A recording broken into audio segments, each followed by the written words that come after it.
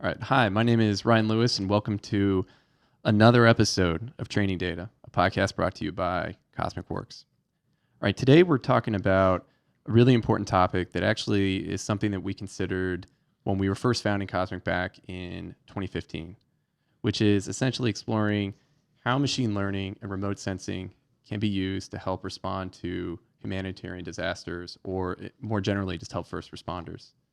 If you look back just in the last year and a half, there's been a myriad of incidents ranging from the impact of Hurricane Maria to the devastation of Ebola occurring in several West African countries.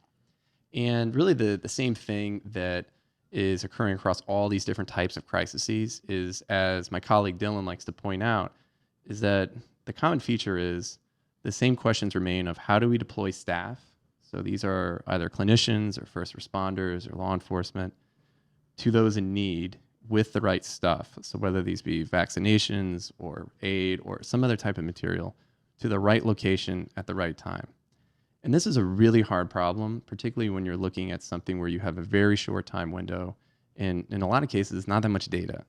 And so one of the first things that comes to our mind from a technology perspective is what tools and data are in place that we can use to help answer those questions quickly and accurately. And so obviously, given the focus that we've had on this podcast and what we focus on in the lab more generally, satellite imagery can play a major role in these events and hopefully enable us to answer questions such as where do we see displaced populations going, or more generally, where do we think the impact against the power grid can be. But however, in order to answer that, it's not simply a matter of looking at one image. In a lot of cases, it's not even a matter of looking at two or three. In order to really understand these trends and detect meaningful changes, we have to look at deep time series of data, and that is a very different problem. And so today, on today's pod, we're really going to be talking about two different things. The first is how can we quickly analyze deep stacks of imagery? This is a non-trivial problem. A lot of work's been done in this domain, but it's not just a matter of analyzing those data, but also making sense of them quickly and visualizing those trends. And the second piece we're going to talk about is how can those tools be used to support a particular humanitarian application. So in the booth with me today is we have what some may call, I know I call it, the scientific dream team. So we have Dylan George and Jake Shermeyer. I'm not sure which one's Jordan, which one's Pippin. I don't know. Jake threw in something about Bird, but I wasn't paying any attention. I think I'm the Larry Bird of the group. Whatever. All right. Not off to a great start. That's Regardless. fine. Regardless. So let me introduce these guys because, Jake's been on the pod before. Dylan's new. So first, Dylan George, he's currently vice president on In-Q-Tel's technical staff, specifically with the B.Next lab. Before that, he was a senior policy advisor for biological threat defense at the White House during the Obama administration. Dylan, welcome to the show. Hey, it's a pleasure to be here with you guys. I'm really enjoying it. Yep. It's awesome. And Jake, making your second appearance. Yep. I'm feeling really confident about this. It's great to be back. I'm a research scientist here at CosmiQ. I feel like we have a pretty good crew here today. I mean, we've got a biologist, an economist, and a geographer. Seems like the beginning of a joke. Really, walk into a bar. Potentially a bad joke. Yeah, I don't know what the punchline is, but so at the end of this podcast, we have to figure it out. Yes. Okay. I'm putting a note on that. Yeah. And before we get into the content, because we have a lot to go through, especially because Dylan's this is his first time. Dylan, you would just want to give us a little background on In-Q-Tel's effort with B.Next, kind of what you're interested in and what really brought you to collaborate on this specific project. Yeah, one of the things that B.Next is really interested in is one of the components is how do we respond to an infectious disease outbreak, and how do we use technology to amplify our ability to respond and prepare for that. And so one of the things that we think about a lot within B.Next is what are the technology underpinnings that will allow us to do that in a more expeditious way. And so we spend a lot of time thinking about a range of different technologies that will allow us to do that. And one of those areas is data and analytics. How can we use data and analytics to right size and optimize and speed up responses in some way?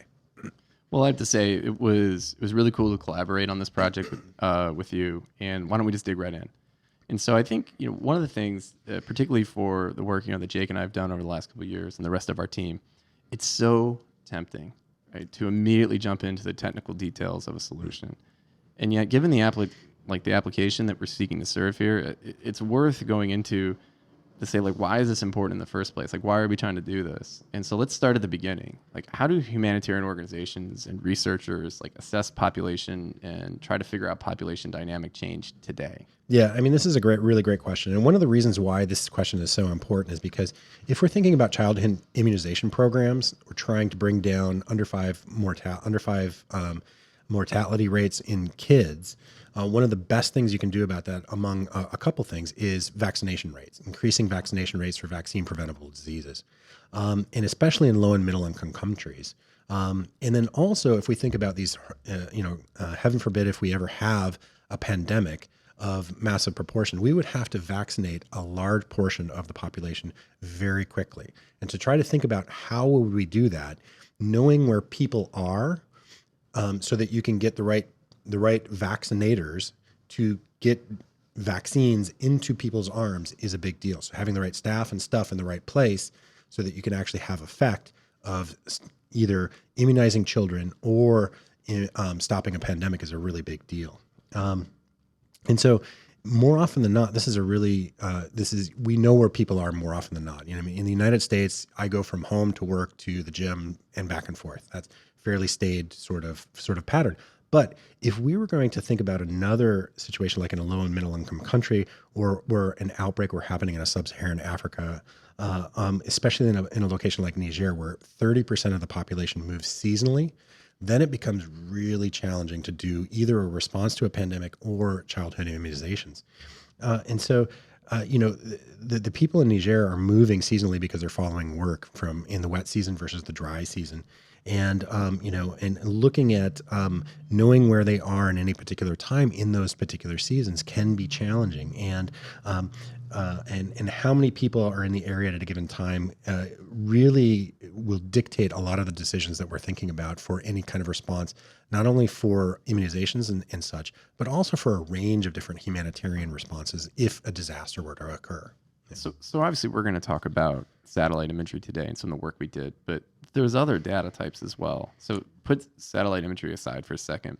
What are organizations using right now to even roughly project a dynamic population like what Niger has? Yeah, no, I mean, like in more developed economic countries, you definitely see other sorts of capabilities that could be brought to bear. So everyone's walking around with mobile phones or mobile devices of some sort, and so those track where people are, and you can use those data very effectively to assess, locations of people in certain periods of time. Also, you can use called data records, just the information that's going across the mobile devices, not necessarily even the information that's going across them, but just where they were when they made the calls. Yeah. Just that information alone will help you assess numbers of people through time in some granularity. So that's really useful. The challenge that we're talking about, though, too, that Jake and I started thinking about was more in low and middle income countries where you don't have as high a penetrance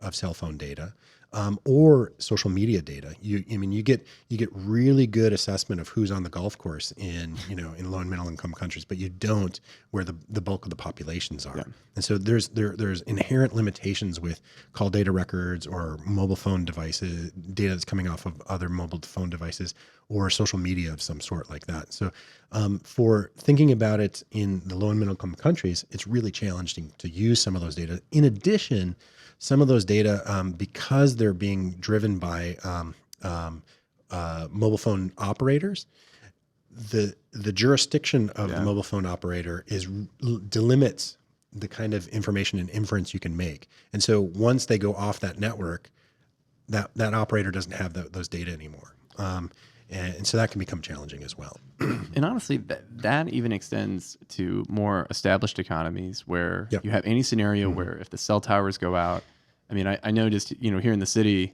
we had a lot of rain yesterday and there was some trouble with signal and people just panicked, right? Yeah. And so as a result, like even relying exclusively upon one data source, right? There's a lot of criticality that can exist, and even in a natural disaster in an established economy, you could lose a lot of those data sources. Absolutely. So that brings us to satellite imagery, right? And so we've focused on this for years, and I think the one thing we must say, right, in the lab at least once a week is that geo is hard, right? And so on the one hand, right? Satellite imagery is in many cases ubiquitous. In some cases, if it's provided by the US government or another government, it's free or very low cost to use, but it's hard to work with. Yep. Add on top of that, we're now going to be taking dense, we're not just looking at a single image, we'll be looking at lots of images. So we're now multiplying that complexity. So how does imagery to date play in with the first response or humanitarian response community? Yeah, we were looking at it as a really valuable data source for detecting change. And so we were thinking about, like, how do we track a population at a regional scale and at a seasonal scale?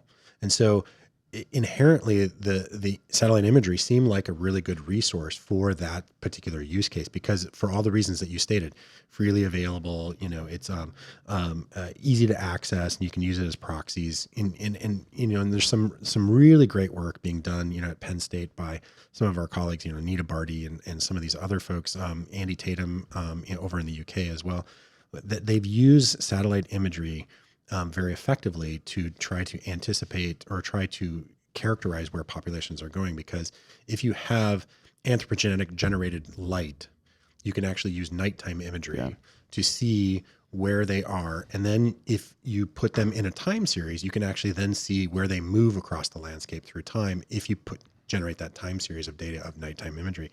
And so, like I said, Nita Barty and Andy Tatum, they've done really amazing work in this space, and it's come up with some really wonderful academic work.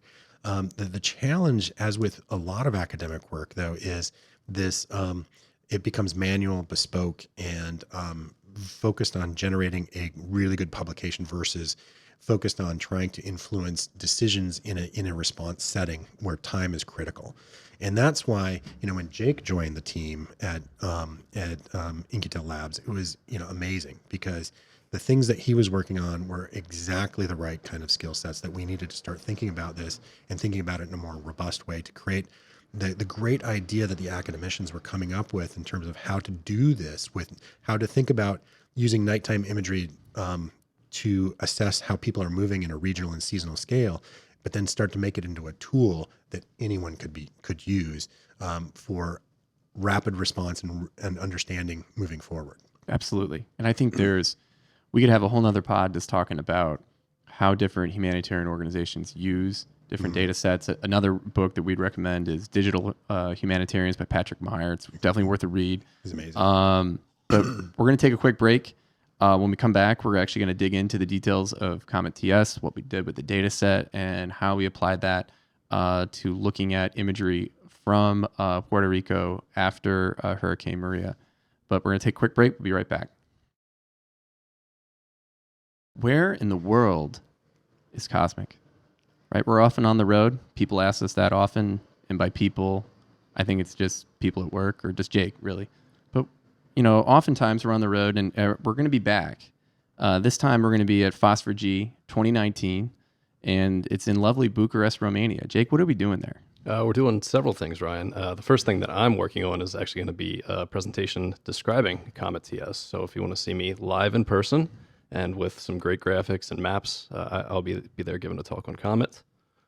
Beyond that, we also have a new software package called Solaris, and we're organizing a workshop around that, and that helps you be able to build and train your own model to detect various types of objects, buildings, segment out roads, and overhead imagery. So I'll be helping our associate and former podcastee Nick Weir on that. And then finally, we have our fearless leader, Ryan Lewis, who will be giving a talk on SpaceNet, which we've had a few podcasts on previously and we'll continue to talk about in the future. Yeah, and we'll be posting more of this information on our website as well as through our different social media channels on LinkedIn and Twitter. So it's going to be a great conference. Clearly, I'm rocking the Phosphor G North America. So overall, it's a great community. Looking forward to supporting it. And with that, let's get back to the pod. Okay, we're back. We're talking with Dylan George and Jake Shermeyer about analyzing time series data for humanitarian response. And so anyone who's listened to this pod or read CosmiQ's blog, obviously we're focused on accelerating open source applied research for geospatial analytics, right? But one of the first questions, right, that we were looking at with this project is, what gap are we trying to solve? Specifically, what software was missing that we needed or we thought we needed to help really deliver an answer for the communities we were just talking about? Sure. So, I mean, as you said earlier in the podcast, geo is hard. And there's a lot of tools out there already, but they're all pretty bespoke or they require a significant background in geospatial expertise to really use them well. So GIS systems, so geographic information systems, that's typically a requirement to do a lot of this stuff, and you typically need some training to do that. So we wanted to remove that requirement, so that we decided to do that when we built this tool. This tool is called CometTS, or Comet Time Series. And beyond that, we wanted to make sure that the tool was Pythonic. So it's coded in Python. It's open to a broader data science community that's comfortable working with Python. And really what Comet enables is us to tease out trends over a time series of satellite imagery. So we want to see what's happening over time, how things are changing over time, and then can we detect anomalies that happen as a result of that.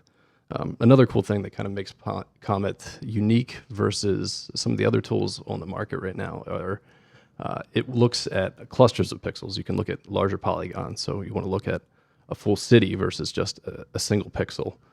That's really a powerful addition, and it sets it apart in terms of being able to visualize broad areas versus just individual pixels.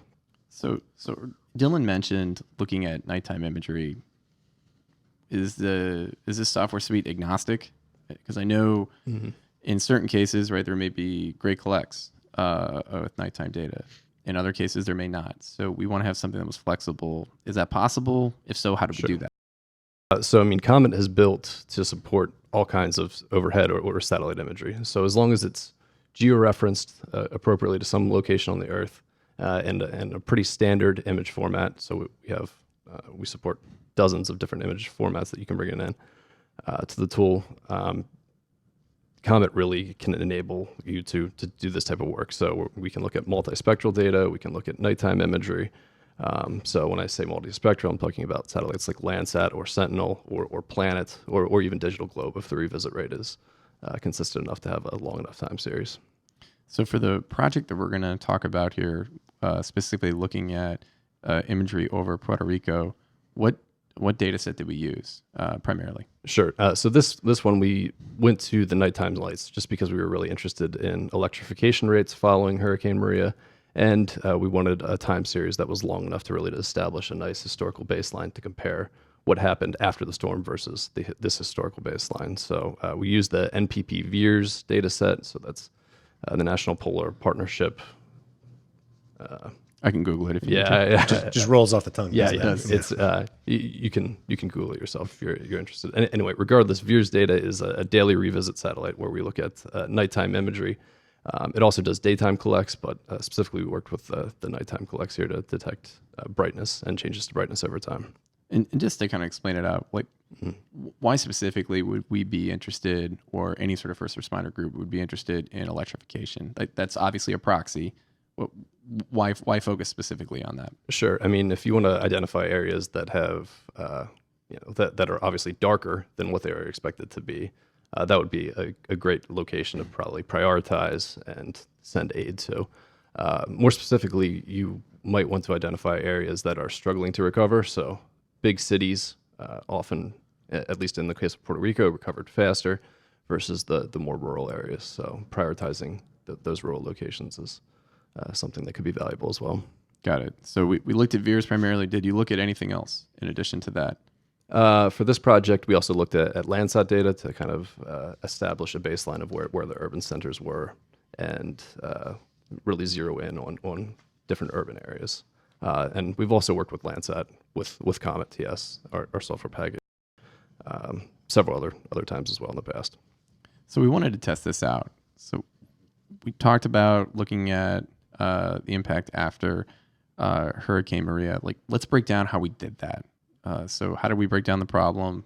What was the data set we used? And then Jake will obviously get into the performance results. But sure. Starting from the top, like how do you, just for everyone who's listening, who's maybe not used to either working in geodata or even thinking about bounding an applied research problem like this, how did we start? Like what areas did we look at, and what sort of time horizon did we look at? Dylan?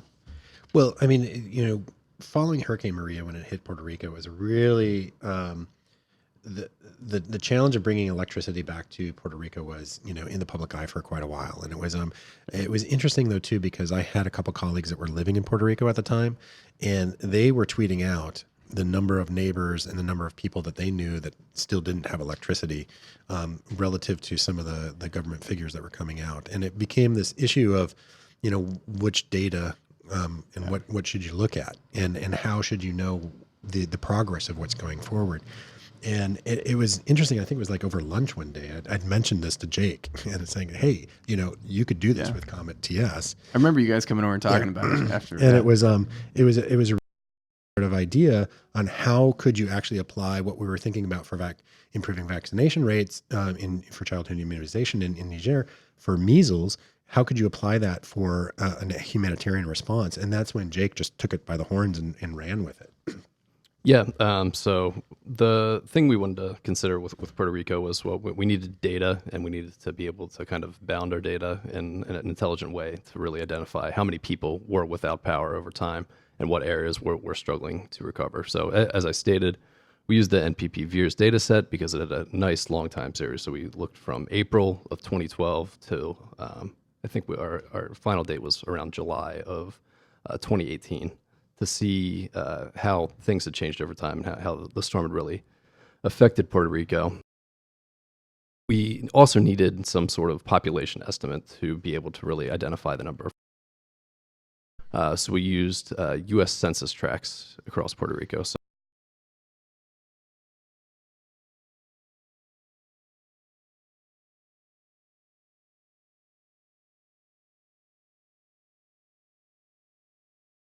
but they typically have a similar number of people across, the entire country and U.S. territories. So we took in the census tracts. There were 945 distinct areas or tracts, and then combining that with the NPP VIIRS data, we were able to conduct one of the first independent remote sensing estimates of the number of persons without power over time from space, and then we could compare that versus the official estimates on the ground from the Electrical Power Authority. Just one sort of detailed question. How much did you need sort of pre-event or pre-disaster, and how much did you really require post-disaster? Because essentially, in my mind, right, when we were first scoping this out, a majority of the data that we would need would be post-event, right? You have a static look at what is deemed as a standard or normal day, right? And then we just do all the imagery after the event to see the trends. Sure. I think, I don't know if I can answer that in a quantifiable way, but I think that longer time series before a disaster is always going to have much more value to you, because you're going to be able to see different trends that you might not otherwise be able to see that might get covered up if you just have a few spotty observations. Got it. So based on all the information that we put together, how did sort of the trends that we detected compare with some of the official analyses that were being reported at the time? Sure. So as I said, we had the nice long time series of data. So we started in April 2012, and then we ran until about July of 2018. So what we ended up doing was dividing the data up into a pre and post storm. So two distinct data sets. We have one time series looking at the before and one time series looking at the after. So when we look at the before, we can actually pull out a historical trend and quantify that with a model. So we fit a model to each of the census tracts, and we can detect what the average light is over time and what it's expected to be throughout each season. So each month, where we can forecast where we would expect the brightness to be if the storm had not hit. So using that, we can use this forecasting model. It's called an autoregressive integrating moving average model to pull out this trend. So this is actually an old technique designed in the 1960s for like weather forecasting or economic forecasting. So say, I know that it's Christmas, so I expect there to be an uptick in sales this time of year. Can I have a model to predict how much money we expect to make? So we applied this exact same idea to the post-Maria time series, and we wanted to see how bright we expected each census tract to be if the storm had not hit. And ultimately what we found was that our numbers really tracked pretty well with the official estimates initially, But then as they went out over time, our estimates started to diverge quite a bit. So our final findings showed that roughly 14% of the population was still without power as of May of 2018. And the official estimates there were that it was less than 1%. So there's a variety of reasons why that really could be What are that some of them? So, I mean, the first is that perhaps there is some error in what the power authority was reporting. That's certainly possible. Another possible scenario here is that a significant amount of infrastructure has actually been lost in these areas that actually emits power. So even if the grid is 99% repaired, some streetlights or buildings are not being turned on anymore just because they've been washed out. And then another issue is, of course, just people emigrating out of the area. I think Puerto Rico is estimated to have lost several hundred thousand people as a result of Maria that have emigrated to the continental U.S. or elsewhere. So to kind of wrap this all up, right? We've put CometTS out on GitHub. We've thought about adding some additional functionality. We've actually already gone through and done some updates already. Jake, what do some of those updates include? Sure. So, I mean, as I said, the forecasting model that we used, that wasn't originally part of the software package, and now it is. So we added this forecasting functionality where you can split your data to a pre or post event, run your forecasting model, and then be able to tease out some of the similar trends that I just talked about with the Puerto Rico analysis. The other cool thing is it automatically flags anomalies now. So if an area is brighter or darker than it's expected to be, it will alert you that that's actually happening. So you and I just don't have to look at trend lines for like 3 hours? Exactly. All right. So I didn't know if you wanted to do that still. Sure. I'm available this week. I mean, the Comet has a great visualization feature where you can, visualize what's actually happening over time. But beyond that, it also has just like a tabular output format. So you just want to see your detailed statistics in like an Excel sheet. You can do that too and pull it into different software to really do a deeper analysis if you want to. Comet right now is really more of a first look tool, I would say. It's a developing software package, and we'd really love for more people to start to contribute to it and pick it up and perhaps be able to contribute some of their own ideas. Got it. One of the things that was really great though too is like the genius of Jake is that he was able to develop this tool, and I don't know if I'd say that. And I was talking to a colleague of mine in New York who works in disaster response scenarios, and he knew me when I was working in the United States federal government, and then I had transitioned to In-Q-Tel, and we hadn't talked to one another in a while. And when I said that I was working at In-Q-Tel, he said, "Oh, hey, do you know those guys at CosmiQ?" I think is the way they sung.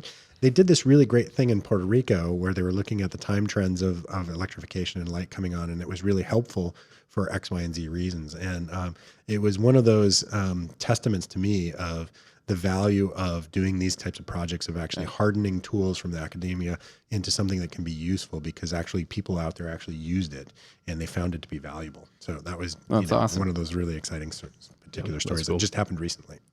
And so with that in mind, we put this stuff out there. People are starting to use it. Just in preparing for this pod, I was just reading an article yesterday indicating, right, there's a growing number of displaced people, right, in the Democratic Republic of Congo as caused by the most recent outbreak of the Ebola virus, right? And thinking about how to even estimate the impact of the population of the people there, right? Could we use a tool like this to maybe help in that scenario? I think so, possibly. I think that it could potentially be used in that situation. I think that there are some limitations of how to apply this particular type of data for understanding how people are moving around. One is the cloud cover and canopy cover. And so the Democratic Republic of Congo, depending on where you are, I mean, it's equatorial, so it's in tropical setting, and so there is lots of both of those.